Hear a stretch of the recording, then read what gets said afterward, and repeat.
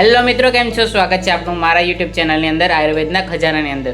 ઘણા લોકોને જે વાળ ખરવાની તકલીફ છે તે ખૂબ પ્રમાણમાં વધી રહી છે, તો તેનું સાચું કારણ શું હોઈ શકે? જો વાળ ખરવાનું કયા કયા કારણો હોઈ શકે, અને જો વાળ ખરતા હોય તો આપણે કઈ કઈ ભૂલો કરતા હોઈએ છીએ, અને વાળ ખરતા અટકાવવા માટે આપણે શું શું કરવું જોઈએ, શું ખાવું જોઈએ, શું પીવું જોઈએ, અને કઈ કઈ વસ્તુ છે જે આપણે ધ્યાનમાં રાખવી જોઈએ જેથી આપણે ખરતા વાળ અટકે, અને જો તાલ પડતી હોય તો એ પણ અટકી જાય અને આપણા વાળ પણ એકદમ ટકી રહે અને ખરતા બંધ થઈ જાય. તો આ વસ્તુ આપણે આ વિડીયોની અંદર જણાવીશ કે તમને વાળ ખરવાના સાચા કારણો ક્યાં છે, તેના ઉપાયો આપણે ક્યાં ક્યાં કરી શકીએ, અને કઈ એવી ભૂલ છે કે જે આપણે ભૂલ કરવી ન જોઈએ, કારણ કે તેનાથી આપણે વાળ વધારે ખરી શકે છે. તો આ વિડીયો છેલ્લે સુધી જોજો, જે તમને ખૂબ જ ઉપયોગી થવાનો છે. જો જે લોકોને વાળની તકલીફ હોય, જે લોકોને ખરતા વાળની તકલીફ હોય એને સુધી આ વિડીયો જરૂર પહોંચાડી દેજો. અને જો માહિતી ઉપયોગી લાગે તો લાઇક, શેર અને સબસ્ક્રાઈબ કરવાનું ભૂલશો નહીં, અને આવી જ ઉપયોગી માહિતી માટે બન્યા રહીજો. તો ચાલો આપણે શરૂઆત કરીએ કે વાળ કઈ રીતના ખરે છે અને આપણું એના માટેના સાચા કારણો ક્યાં ક્યાં હોઈ શકે. તો તમે પણ વાળ ખરવાની સમસ્યાથી ખૂબ જ પરેશાન છો? સવારે ઉઠો ત્યારે તકિયામાં વાળ જોવો છો, નાહ્યા પછી ડ્રેનમાં વાળ જોવો છો, જ્યારે વાળ વરાવો છો ત્યારે હાથમાં વાળના ગૂંચડા જોવો છો, અને ધીમે ધીમે વાળ પાતળા થતા જાય છે, અને ઘણા લોકો મોંઘા શેમ્પૂ અને ઓઇલ ટ્રીટમેન્ટ કરાવે છે છતાં પણ તેના હેરફોલ બંધ નથી થતા. તો એના માટેનું કારણ શું હોઈ શકે? શું માત્ર ઓઇલ લગાવવાથી વાળ બંધ થઈ જાય છે? શું ડેન્ડ્રફના કારણે હેરફોલ થાય છે? સ્ટ્રેસ ખરેખર જવાબદાર છે? અને સૌથી મહત્વનું, સાચો અને નેચરલ ઉપાય શું છે? તો આજના વિડીયોમાં આપણે વાળ ખરવાનું A to Z બધું કારણ સમજાવીશું અને તેના ઉપચાર પણ સમજાવીશું. તો એના માટેના કારણો ક્યાં ક્યાં હોઈ શકે? તો વાળ ખરવા માટેના કારણો ક્યાં ક્યાં છે, સિમ્પટમ ક્યાં છે, ડાયટ કયો લેવો જોઈએ, આયુર્વેદિક અને હોમ રેમેડીઝ ક્યાં છે, શેમ્પૂમાં કઈ મિસ્ટેક કરીએ છીએ, હેર કેર કઈ રીતે કરવું, રૂટીન કઈ રીતે રાખવું, અને ડૉક્ટર સુધી આપણે સંપૂર્ણ માહિતી કઈ રીતના શેર કરવી. તો ચાલો આપણે જણાવીએ. આપણા ચેનલ પર તમને હેલ્થ ટિપ્સ, આયુર્વેદ વિશેની માહિતી, નેચરલ કેર વગેરે જેવી ઉપયોગી માહિતી મળી રહેવાની છે. તો ચેનલને સબસ્ક્રાઈબ કરી દેજો. તો ચાલો શરૂઆત કરીએ પહેલા ટોપિકથી કે વાળ કેવી રીતે બને છે. તો સૌપ્રથમ સમજીએ કે વાળ બને કઈ રીતના. તો વાળ સ્કિન અને હેરફોલના ફોલિકલમાંથી ઉગે છે. દરેક વાળની નીચે રૂટ હોય છે અને બ્લડ દ્વારા ન્યુટ્રિશન મળે છે. વાળ 3 સ્ટેજમાંથી પસાર થાય છે. તો પહેલો સ્ટેજ છે એનેજન ફેઝ. આ ગ્રોથનો ફેઝ છે. આ સમયે નવા વાળ વધે છે. બીજો ફેઝ છે તે કેટાજન ફેઝ છે. આ ટ્રાન્ઝિશન ફેઝ છે. આની અંદર વાળનો ગ્રોથ થાય છે. બીજું છે ટેલોજન ફેઝ, કે આ રેસ્ટિંગ ફેઝ છે, જ્યાં જૂના વાળ ખરવા લાગે છે અને નવા વાળ આવે છે. સામાન્ય રીતે દિવસમાં થોડા વાળ ખરવા એ સામાન્ય છે, પરંતુ જો નવા વાળ ઓછા આવે અને હેરફોલ વધી જાય તો તે તમારી મોટી સમસ્યા બની શકે છે. તો સૌથી પહેલાં જાણીશું કે વાળ ખરવા માટેના મુખ્ય કારણો ક્યાં ક્યાં હોઈ શકે. તો પહેલું છે શરીરમાં પોષણની ઉણપ, કે શરીરમાં જે પણ પોષક તત્વો છે, વિટામિન છે, પ્રોટીન છે, એની કમીના લીધે આપણા શરીરની અંદર વાળ ખરતા હોય છે. તો આજકાલ જંક ફૂડ અને બહારના ખોરાકના કારણે શરીરમાં વિટામિન્સ અને મિનરલ અને પ્રોટીનની ઉણપ, આયરન ડેફિશિયન્સી, વિટામિન ડી, ઝીંક, બાયોટીન, વિટામિન B12 વગેરે જેવા વિટામિન્સ અને મિનરલ્સના કારણે વાળ ખરતા હોય છે. જ્યારે વાળ ખરવાનું શરૂ થાય છે અથવા તો વિટામિનની કમી હોય છે ત્યારે આપણે ચિહ્નો છે અથવા સિમ્પટમ્સ છે તે આપણે જાણવા મળે છે. જેમ કે વાળ પાતળા થઈ જાય છે, નખ છે તે તૂટવા લાગે છે, વધારે થાક લાગે છે. તો આ બધા માટેનું એક જ કારણ હોઈ શકે કે વિટામિન્સ, મિનરલ્સ અને પ્રોટીનની કમી શરીરની અંદર. તો એના માટે આપણે યોગ્ય ખોરાક ખાવો જોઈએ. બીજું છે સ્ટ્રેસ અને એનેક્સિટી. વધારે ટેન્શન લેવું જેના લીધે હેર રૂટ્સ પર અસર કરે છે, જેના લીધે સ્ટ્રેસથી હેર ગ્રોથ અટકે છે અને હેરફોલ વધી જાય છે. સ્ટ્રેસના કારણે હેર વ્હાઇટ પણ થઈ જાય છે. તો એ પણ આપણે ધ્યાન રાખવું જરૂરી છે. તો એના માટે આપણે મેડિટેશન કરવું જોઈએ અને પૂરતી ઊંઘ લેવી જોઈએ. દિવસમાં 7 થી 8 કલાકની આપણે ઊંઘ લેવી ખૂબ જ જરૂરી છે. ત્રીજું કારણ છે હોર્મોનલ ઇમ્બેલેન્સ, કે પુરુષોમાં ટેસ્ટોસ્ટેરોન છે તે ઇમ્બેલેન્સ થાય અને સ્ત્રીમાં PCOD અથવા PCOS છે એની સમસ્યા અથવા થાઇરોઇડ જેવી સમસ્યાના કારણે હેરફોલ વધી શકે છે. જેના ખાસ સિમ્પટમ્સ ક્યાં ક્યાં હોઈ શકે? જેમ કે એકને છે, પિમ્પલ્સ છે, વેટ ગેઇન છે એટલે કે વજન અચાનક વધી જવો છે, ઇરેગ્યુલર પીરિયડ આવવા છે, વાળ છે પાતળા થવા, આ બધા કારણો હોઈ શકે છે. ચોથું કારણ છે ડેન્ડ્રફ અને ઇન્ફેક્શન. સ્કાલ્પ પર ફંગસ અથવા ડેન્ડ્રફ થાય તો રૂટ વીક થાય છે, જેના કારણે ખંજવાળ આવે છે. જે જે માથાનો સ્કાલ્પ છે તે સફેદ પડ એટલે કે ડેન્ડ્રફ થવા માંડે છે. માથાની જે સ્કાલ્પ છે એની અંદર ખંજવાળ આવવા માંડે છે, સફેદ પડ નીકળે છે, અને જે આપણો માથાનો સ્કાલ્પ છે તે ઓઇલી બની જાય છે.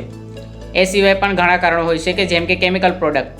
ઘણા શેમ્પૂ અને હેર કલરમાં સલ્ફેટ અને પેરાબિન હોય છે જે વાળ માટે ખૂબ જ હાનિકારક છે, જે હાર્મફુલ કેમિકલ હોય છે, જેથી તે વાળના જે માથાનો સ્કાલ્પ છે તેને ખૂબ જ પ્રકારે નુકસાન પહોંચાડે અને તેને ડ્રાય કરી નાખે છે. એના કારણે રૂટ્સ નબળા થાય છે અને હેરફોલ બ્રેકેજ વધી જાય છે, એટલે કે હેરફોલનું ચાન્સીસ વધી જાય છે, કારણ કે જે સ્કાલ્પ છે તે ડ્રાય થઈ જાય છે અને નેચરલ ઓઇલ છે તે ગુમાવી બેસે છે. તે સિવાય પણ પોલ્યુશન અને ગરમી, ધૂળ, પોલ્યુશન અને સનહીટના કારણે સ્કાલ્પ ડેમેજ થાય છે, જેના લીધે વધારે પડતા ઉનાળાની અંદર પરસેવાના લીધે જે ઓઇલી સ્કાલ્પ થઈ જાય છે, જેના લીધે ડેન્ડ્રફ પણ થઈ શકે છે, ખજવાળ પણ આવી શકે છે અને સ્કાલ્પની અંદર બળતરા પણ થઈ શકે છે, જેના કારણે વાળ ખરવાની સમસ્યા વધી જાય છે.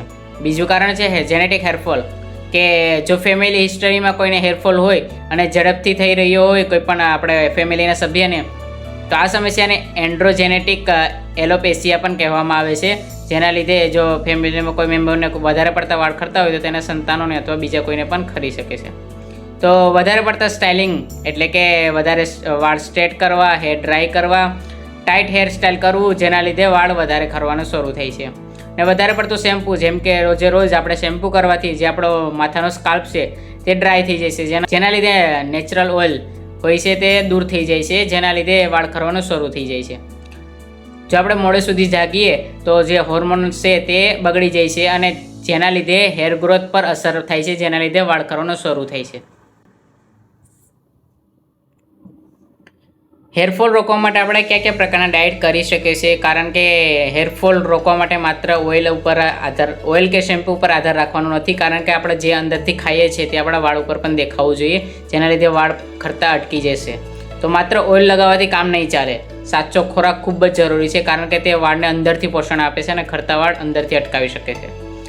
તો સૌથી પહેલું છે કે આપણે ખોરાકની અંદર પ્રોટીન બેઝડ ફૂડ છે તે આપણે એડ કરવા જોઈએ, કારણ કે વાળને જો શરીરને પ્રોટીનની કમી હશે તો તે વાળ ઝડપથી ખરવા મળશે. એટલા માટે આપણા ખોરાકની અંદર આપણે પ્રોટીન સોર્સ ફૂડ છે તેને એડ કરવા જોઈએ, જેમ કે દાળ છે, ચણા છે, પનીર છે, દૂધ, દહીં, સોયાબીન છે, તે સિવાય પણ મીટને લગતી કોઈ પણ આઈટમ છે, એ ઈંડા છે તે પણ આપણે એડ કરવા જોઈએ, જેનાથી આપણે શરીરને પૂરતા પ્રમાણમાં વિટામિન્સ મળી રહે. તે સિવાય પણ આયરન છે, આયરનની કમીના કારણે પણ વાળ ખરતા હોય છે, તો તેનામાં આયરનની કમી દૂર કરવા માટે આપણે પાલક, બીટ, ખજૂર, દાડમ, લીલા શાકભાજી વગેરે આપણે એડ કરી શકીએ છીએ. તે સિવાય આપણે હેલ્ધી ફેટ્સ પણ ખાવા જોઈએ, જેમ કે બદામ છે, અખરોટ છે, ફ્લેક્સ સીડ છે અને વિટામિન સી સોર્સ, કે આપણે વિટામિન સી ની કમીના કારણે પણ વાળ ખરી જાય છે. તો એના સોર્સ માટે આપણે શું શું ખાઈ શકીએ છીએ, તો એની અંદર આવશે આમળા, લીંબુ, ઓરેન્જ વગેરે આપણે વિટામિન સી સોર્સ એટલે ખાટા ફળોનો ઉપયોગ કરવો જોઈએ, જેથી આપણા શરીરની અંદર વિટામિનની કમી ન રહે. તે સિવાય પણ આપણે હાઇડ્રેશન ખૂબ જ જરૂરી છે. આપણે દિવસમાં ઓછામાં ઓછું 3 થી 4 લીટર પાણી પીવું ખૂબ જ જરૂરી છે, કારણ કે વધારે પડતું પાણી પીવાથી જ આપણા શરીરનો જે બ્લડ સર્ક્યુલેશન છે, આપણા જે જરૂરી વિટામિન છે તે અરસપરસ થઈ શકે અને આપણા વાળ છે એને પૂરી રીતના ન્યુટ્રિશન મળી શકે. ખરતા વાળ અટકાવવા માટે આપણે શું ટાળવું જોઈએ અથવા શું ખાવું ન જોઈએ અથવા પીવું ન જોઈએ, જે આપણે ભૂલ કરતા જોઈએ તે આપણે સુધારવી જોઈએ. વાળ ખરવા પાછળનું કારણ એ પણ હોઈ શકે. તો આપણે જંક ફૂડ, કોલ્ડ ડ્રિંક્સ, જે વધારે સુગરવાળી વસ્તુ છે એ, સ્મોકિંગ છે, આલ્કોહોલ છે, આ બધું આપણે અટકાવવું જોઈએ, કારણ કે એના વધુ ઉપયોગથી આપણા શરીરને નુકસાન થાય છે, જેના લીધે વાળ ખરતા જાય છે. તો આપણે જણાવીએ કે હવે આયુર્વેદિક અને ઘરેલું ઉપચાર આપણે ખરતા વાળ માટે આપણે ક્યાં ક્યાં અજમાવી શકીએ છીએ. તો સૌથી પહેલાં આવશે કે આમળાનું ઓઇલ. આમળા વાળ માટે સૌથી બેસ્ટ માનવામાં આવે છે, કારણ કે તે રૂટને અંદરથી મજબૂત બનાવે છે. જે સફેદ વાળ છે તેને દૂર કરવામાં મદદરૂપ થાય છે. જે વાળ છે એની શાઇનિંગ વધારે છે, જે વાળને મૂળથી મજબૂત બનાવે છે. બીજો ઉપચાર છે ઓનિયન જ્યુસ એટલે કે ડુંગળીનો રસ. ડુંગળીમાં સલ્ફર હોય છે, જે હેર ગ્રોથ માટે ખૂબ જ ઉપયોગી છે. તો આપણે ડુંગળીનો જ્યુસ કઈ રીતે બનાવશું કે સૌથી પહેલાં ડુંગળીને ક્રશ કરી અને તેને જ્યુસ કાઢવાનો છે, ત્યારબાદ તેને કોટન દ્વારા આપણા સ્કાલ્પ પર જે વાળના અંદરના રૂટ છે એટલે કે સ્કાલ્પ છે તેના પર લગાવવાનું છે. ત્યારબાદ 20 મિનિટ પછી આપણે શેમ્પૂથી અથવા સાદા પાણીથી વોશ કરી નાખવાનું છે. તમારા અઠવાડિયાની અંદર આ પ્રયોગ 2 વખત કરવાનો છે, જેથી તમારા ખરતા વાળની અંદર ખૂબ જ ફાયદો મળી શકે. ત્યારબાદ ઉપચાર છે કે નારિયેલ તેલ અને કઢી પત્તા એટલે કે મીઠા લીમડાના પાન.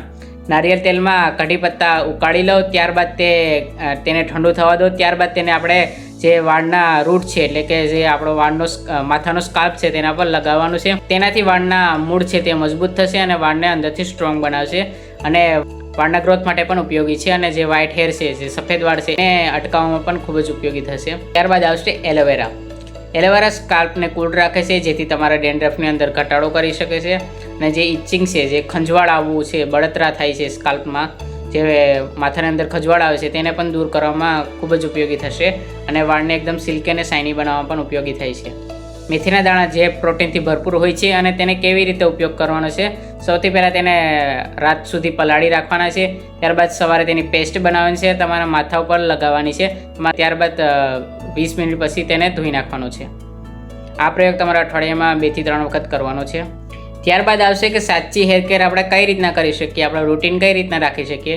તો સૌથી પહેલાં આપણે મોર્નિંગની અંદર શું કરવાનું છે કે આપણે પહેલાં આપણા વાળને છે ને સનથી પ્રોટેક્શન આપવાનું છે. જે હેર વોશ છે તેને આપણે અઠવાડિયાની અંદર 2 થી 3 વખત જ કરવાનું છે, તે પણ માઇલ્ડ શેમ્પૂથી, કોઈ પણ હેવી કેમિકલવાળા શેમ્પૂથી વોશ નથી કરવાનું. ત્યારબાદ આપણે અઠવાડિયાની અંદર 2 થી 3 વખત આપણે ઓઇલ મસાજ કરવાનો છે. માત્ર લગાવવાનું નથી પરંતુ મસાજ કરવાનો છે, જેથી બ્લડ સર્ક્યુલેશન વધે અને ખરતા વાળ અટકી જાય. ત્યારબાદ શું કરવાનું છે કે જે તમારું ઓશિકું છે તેનું કવર તમારે ક્લીન રાખવાનું છે, જેથી તે વાળને પણ કોઈ પ્રકારનું નુકસાન ન કરે અને તમારો ડેન્ડ્રફ થતો અટકાવી શકે.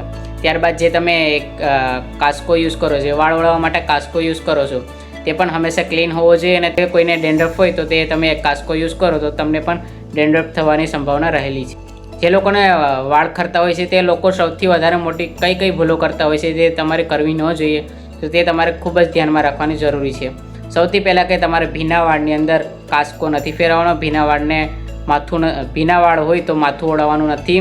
ત્યારબાદ માથાની અંદર ક્યારેય પણ ગરમ પાણીથી વોશ નથી કરવાનું, વધારે કેમિકલવાળા શેમ્પૂથી વોશ નથી કરવાનું, ટાઈટ હેરસ્ટાઈલ નથી રાખવાની, રોજ શેમ્પૂ પણ નથી કરવાનો, અઠવાડિયાની અંદર 2 થી 3 વખત જ કરવાનું છે. લેટ નાઇટ સુધી જાગવાનું નથી, કારણ કે તેની અસર વાળ ઉપર પણ પડી શકે છે. અને ક્યારે આપણે ડૉક્ટરને બતાવવું જરૂરી છે. અચાનક જો ખૂબ હેરફોલ થવા માંડે, એક સાથે ઘણા વાર ખરવા માંડે, અથવા તો ગોળ તાલ પડવા માંડે, અથવા તો ઇન્ફેક્શન થાય, માથાની અંદર ખૂબ જ ખંજવાળવા માંડે અને સ્કાલ્પ છે એકદમ લાલાશ પડતો થઈ જાય અને 3 મહિના પછી જો સુધારો ન આવે તો ડર્મેટોલોજિસ્ટને બતાવવું ખૂબ જ જરૂરી છે. અને દરેક ઉપચાર અજમાવતા પહેલાં તમારી કન્ડિશન જોવાની છે. જો તમને ખૂબ જ મોટી તકલીફ હોય તો ડૉક્ટરને જરૂરથી બતાવજો, ત્યારબાદ જ આ ઉપચારો તમે ટ્રાય કરશો.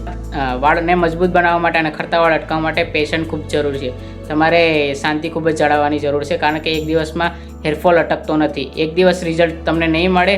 સાચો ખોરાક, યોગ્ય હેર કેર કરશો અને કન્સિસ્ટન્સી રાખશો તો તમે જરૂરથી તમારા ખરતા વાળ અટકાવી શકશો અને તમારો વાળનો ગ્રોથ વધારી શકશો. આ વિડીયો ઉપયોગી લાગ્યો હોય તો લાઇક, શેર કરવાનું ભૂલશો નહીં. અને તમને આમાંથી જે ઉપાય ગમ્યો હોય તે કમેન્ટમાં જણાવવાનું ભૂલશો નહીં. આવા જ આયુર્વેદિક અને નેચરલ હેલ્થ વિડીયોઝ માટે હમણાં જ અમારી ચેનલને સબસ્ક્રાઈબ કરી દેજો અને આવી જ રીતે સપોર્ટ કરતા રહેજો. હેલ્થ તેમજ આયુર્વેદ વિશેની માહિતી તમારા સુધી પહોંચતી રહેશે. અને આવી જ ઉપયોગી માહિતી